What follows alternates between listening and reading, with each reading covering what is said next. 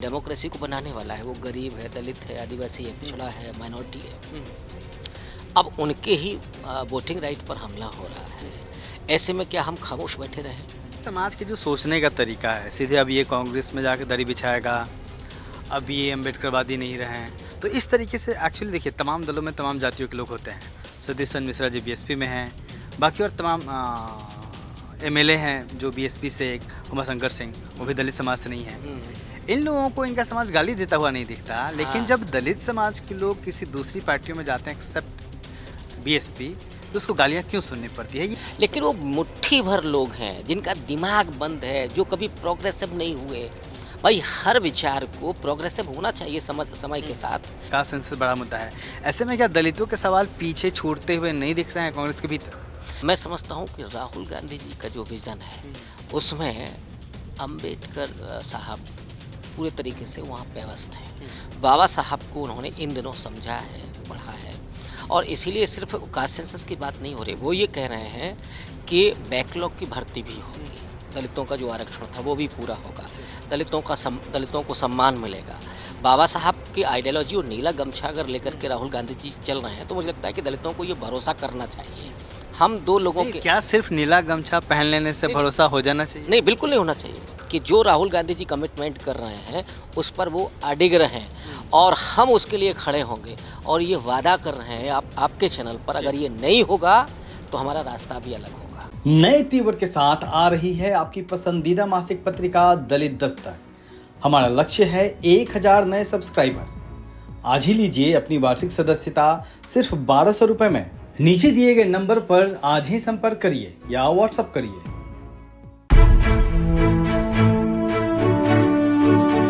जय हिंद, नमस्कार, मैं हूं अशोक दास, आप देख रहे हैं दलित दस्तक।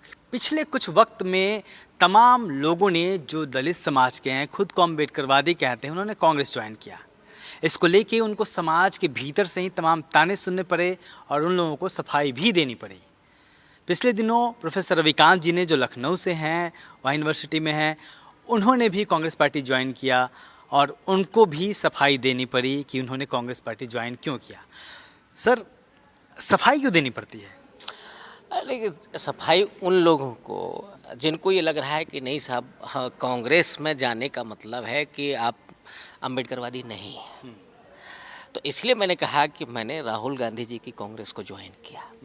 कांग्रेस के साथ, गांधी जी के साथ बाबा साहब के कुछ असहमतियाँ थीं, लेकिन यही कांग्रेस है जिसने बाबा साहब को राज्यसभा भेजा, संविधान सभा में लेकर के आए, कानून मंत्री बनाया, और बाबा साहब खुद आए।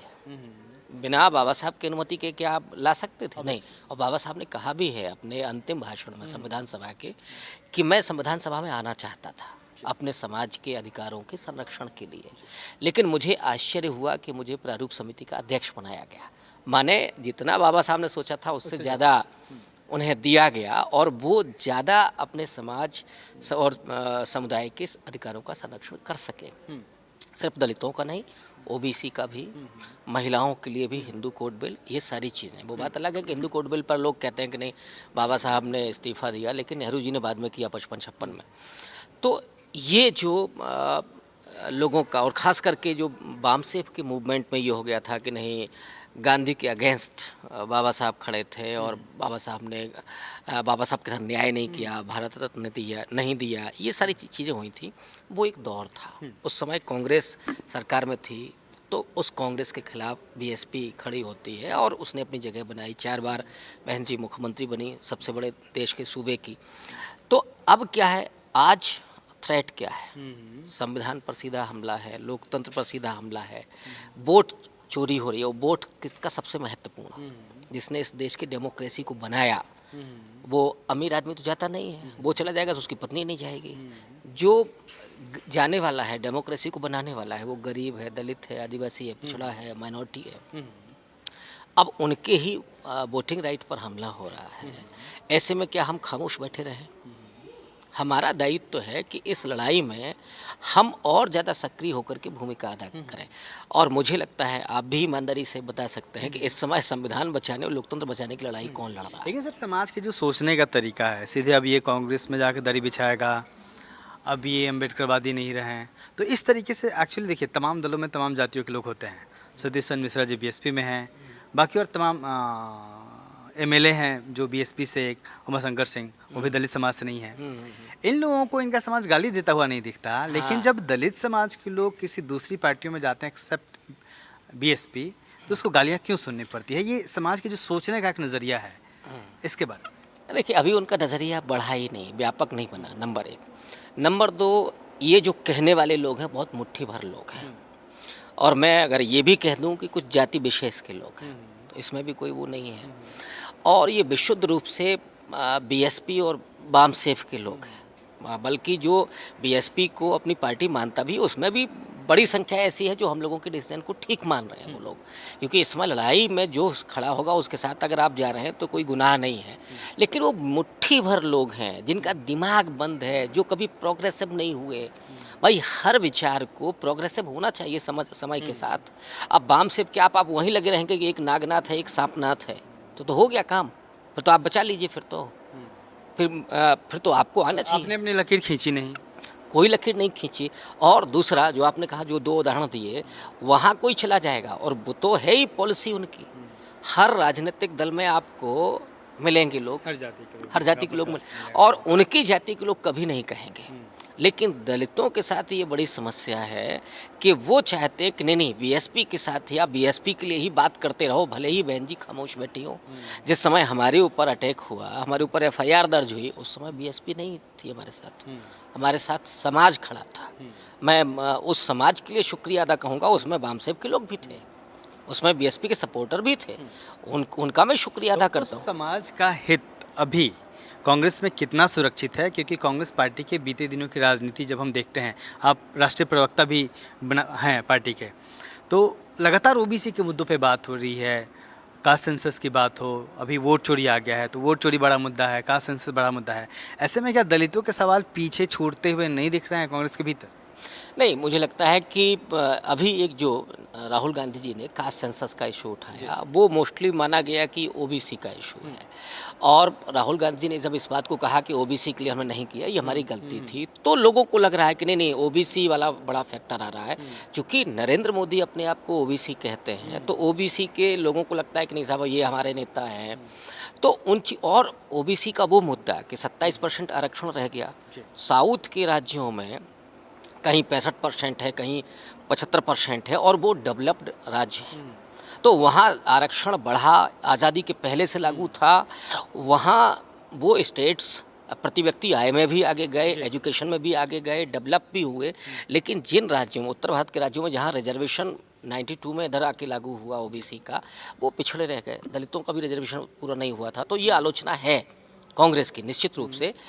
लेकिन मैं समझता हूँ कि राहुल गांधी जी का जो विज़न है, उसमें अंबेडकर साहब पूरे तरीके से वहाँ व्यवस्थ हैं। बाबा साहब को उन्होंने इन दिनों समझा है, पढ़ा है, और इसीलिए सिर्फ कास्ट सेंसस की बात नहीं हो रही, वो ये कह रहे हैं कि बैकलॉग की भर्ती भी होगी, दलितों का जो आरक्षण था वो भी पूरा होगा, दलितों को सम्मान मिलेगा।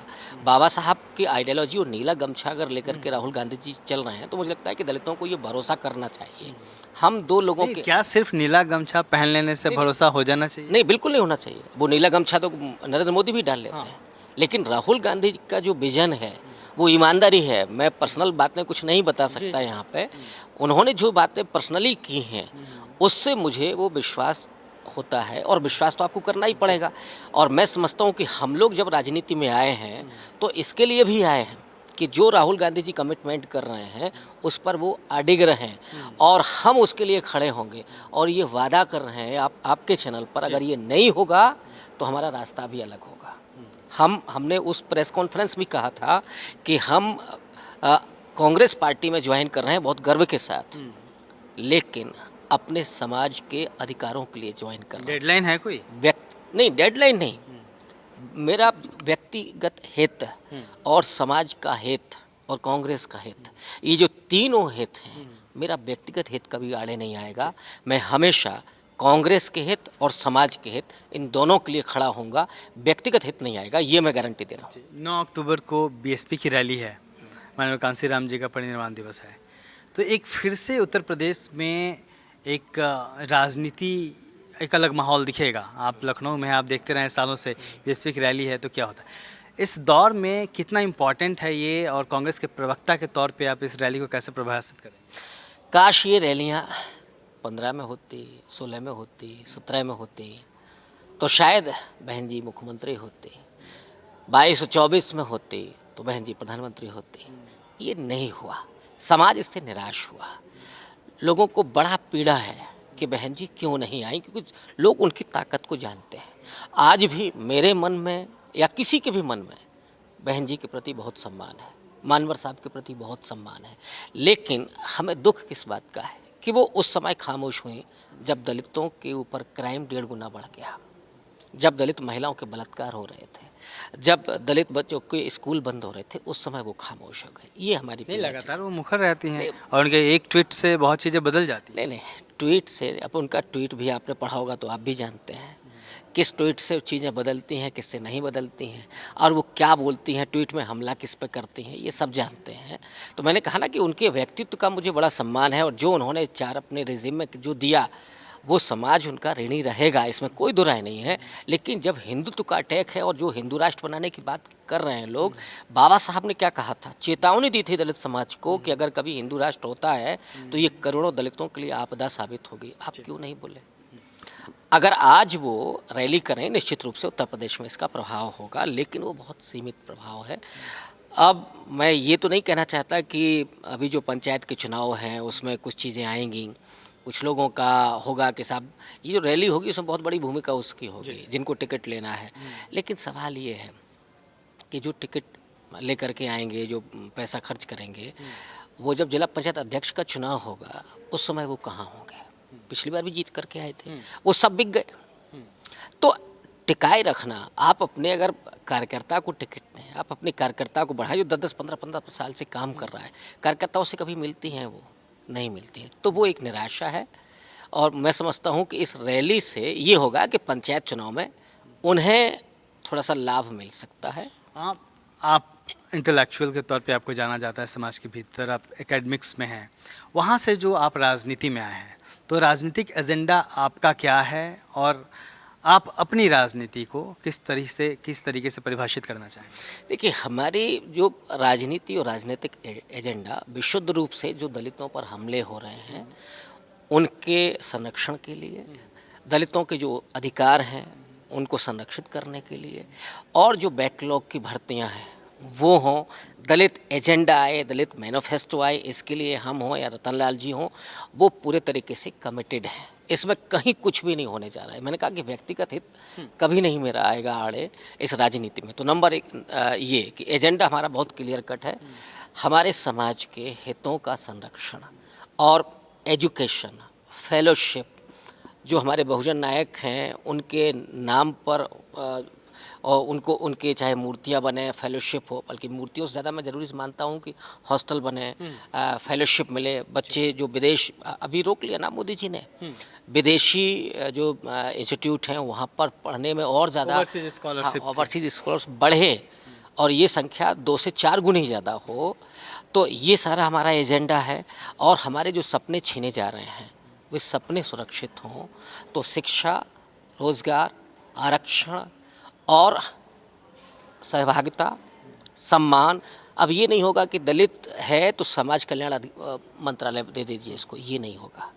अगर दलित पढ़ा लिखा है, अगर वो इकोनॉमिक्स में पीएचडी है, तो वो भी फाइनेंस मिनिस्टर बन सकता है। आप कभी राजनीति में इस तरह के पद स्वीकार नहीं करेंगे जो कुछ माने जाते हैं कि दलितों के लिए आरक्षित हो गए? मुझे लगता है कि राहुल गांधी जी ऐसा करेंगे ही नहीं। आप स्वीकार करेंगे कि नहीं? डेफिनेटली नहीं करेंगे, डेफिनेटली नहीं करेंगे, जिससे हमारे समाज का कद छोटा होता हो, जो सम्मान के खिलाफ हो। मैंने कहा ना, अगर इसमें कुछ ऐसा है कि हम वहाँ पर अपने समाज के अधिकारों का संरक्षण कर सकते हैं तो हमें जाने में कोई हर्ज नहीं होगा। लेकिन अगर आपको टैग किया जाएगा कि आप दलित हैं तो साहब ये मंत्रालय आप ले लीजिए। बाबा साहब कानून मंत्री थे, बाबा साहब कभी को सोशल जस्टिस मिनिस्टर नहीं रहे, और बाबा साहब से ज़्यादा सोशल जस्टिस का माइंडसेट किसका होगा? लेकिन वो कानून मंत्री थे, और कानून मंत्री बनाना भी नेहरू जी की प्रशंसा की जानी चाहिए कि जिस देश में मनुस्मृति का कानून रहा हो, जहाँ दलितों के साथ वो उत्पीड़न और अन्याय होता रहा हो, उस व्यक्ति के हाथ में कानून देना, ये कांग्रेस की सोच है और मुझे लगता है कि आज की जो कांग्रेस है, राहुल गांधी जी की कांग्रेस है, उसकी समझ और सोच यही है, उसका एजेंडा यही है। इसलिए वो कह रहे हैं कि पावर आपके हाथ में चाहिए। आप मुंडे मत गिनिए कि हमारे इतने विधायक हैं या हमारे 2 मंत्री हो गए।